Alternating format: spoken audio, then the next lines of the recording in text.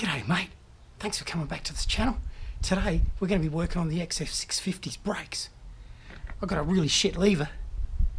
Going to see if we can fix it up without having to spend too many bucks. Watch this.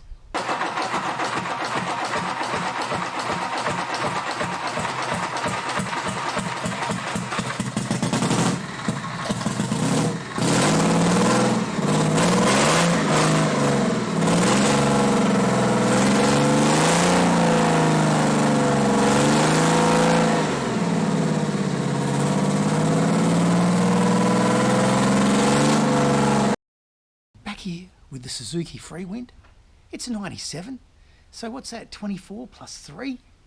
It's getting on. Now, I have been having a bit of a drama with the front brake. So I've been getting a progressively softer front brake. And the bike's been sitting for a long time. So I took a deep dive down into the caliper. I was thinking it was a master cylinder, but no one's had to rebuild one of those. But that's what I was thinking it was, because it just kept coming in and closer to the bars. Tried all sorts of tricks to get it bled, but it's still, the lever wasn't good enough.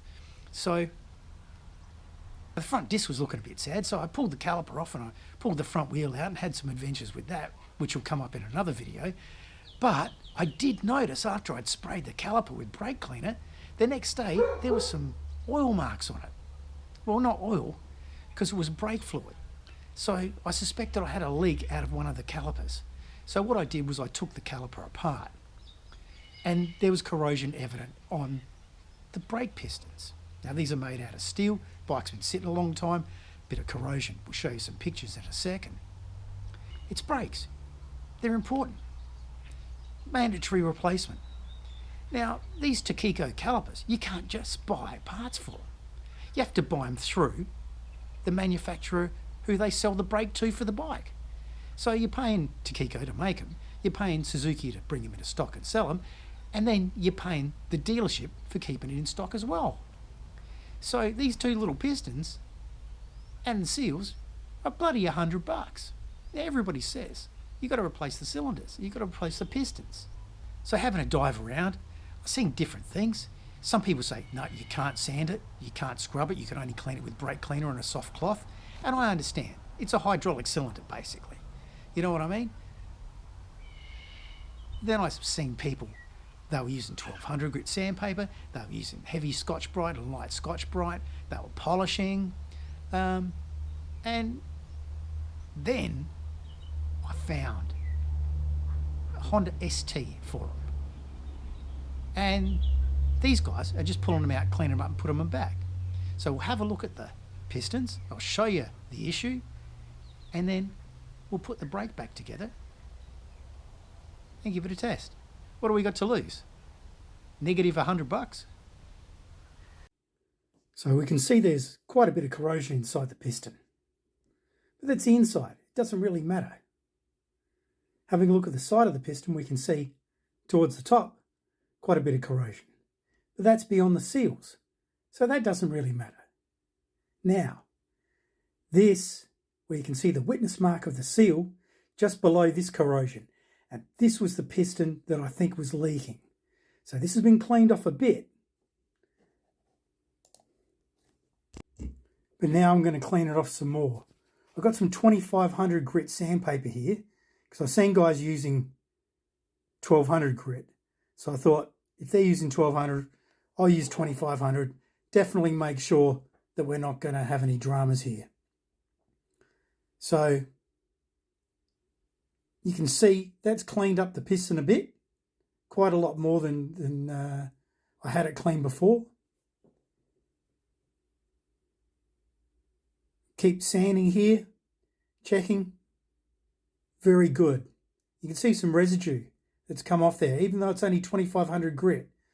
So that's all come off the brake caliper piston. So now with the 3M pad, Scotch-Brite, and the Auto Sol, we're going to give it a polish. So this is the next stage down, just to make the lines a little bit finer. And I hope that by polishing it in a radial action rather than up and down, it'll help prevent any damage to those seals. Now I'm polishing it on a soft lint-free cloth, I suppose you'd call it, giving it the final clean-up. You can see how much stuff's coming off on the cloth, and having a close look we can see how much cleaner that piston is.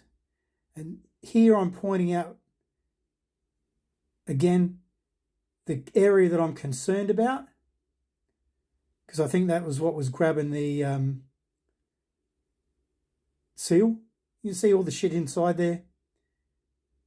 You can just see the witness marks from where the caliper was, the piston was sitting in the caliper. That's the bit I'm really worried about. All right, this is the bit where it's corroded through the chrome and down to the steel underneath, and that's still on that line of the edge of that seal. More corrosion in here, just showing this for the sake of it, and some more pitting. And here we can clearly see the seal marks on that piston. Here's the caliper itself. The second ring in from the outside is where the seal goes, and the top one is where the dust seal goes. That dust seal was pretty gritty when I pulled it out of there, and I think that the corrosion I'm worried about on the piston was what was actually letting the dust through. So now I'm just going to show the depth that the piston goes into the caliper when that's fully home. Now, this is the trick that I've seen online. This bloke reckons he used super glue, and I'm using thick gel super glue, and I'm prepping it up with some wax and grease remover first. Uses a thick gel super glue on the deep corrosion marks. And from there, because super glue cures in the absence of air, it cures very slowly if you're just going to use it on the surface. So from there, I'm just going to clean these up. I'm going to put some super glue gel, the thick stuff, on the areas that I'm concerned about. Then I'm going to give it a go overnight. It's non-drip, and it says no immediate finger sticking, which is nice. So a little bit out of sequence here. And I don't know why I thought it was necessary to show removal from the packaging. But we'll let this glue cure up overnight. And then in the next scene, we'll come back and finish that glue off, because it does sit up a bit from the surface. And we want to make sure that's not going to rip up the seals. The next day. Okay, we're back.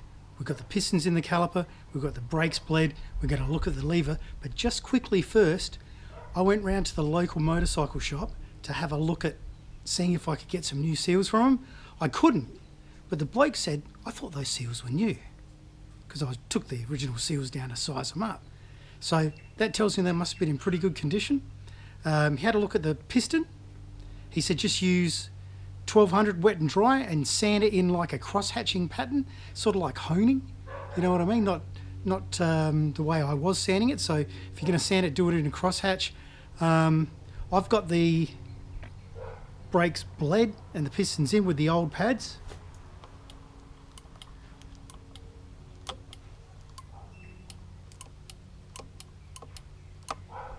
Making sure to get the air out of the master. That's a better lever than I had before.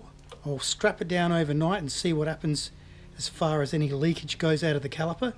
But I think we got it saved. We didn't have to spend $100 on new bloody pistons and seals. I'm not saying do this yourself, but I'm saying there's no point just firing the parts cannon at it. And if you are going to fire the parts cannon, there are, from WeBike, some stainless steel bloody pistons made that you can get about the same price it's going to cost you. Stainless steel pistons never have the problem again. Okay, it's just these cheap that old mate down at the shop said the super glue or araldite you can use He said it doesn't last that long. But actually, his opinion, looking at my pistons, was that the one part that I was concerned about wasn't an issue. So I reckon it was just the edges that were lifting up, that were catching the dust seal, that were just catching under that seal and the oil seal, the pressure seal, and letting it leak. I reckon that might have been the problem. So, the smell of freshly bedded in brakes that was smoking down Conrod Strait of Mount Panorama. I've just taken the old girl out, bedded the brakes in, got myself a haircut, and I have to say, I've got a better lever. It's not squishy.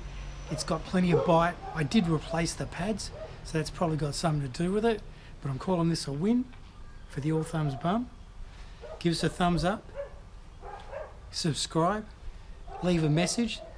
If you've made it to this point in the video, you owe me a thumbs up. All right. Thanks, guys. We'll see you with the next one.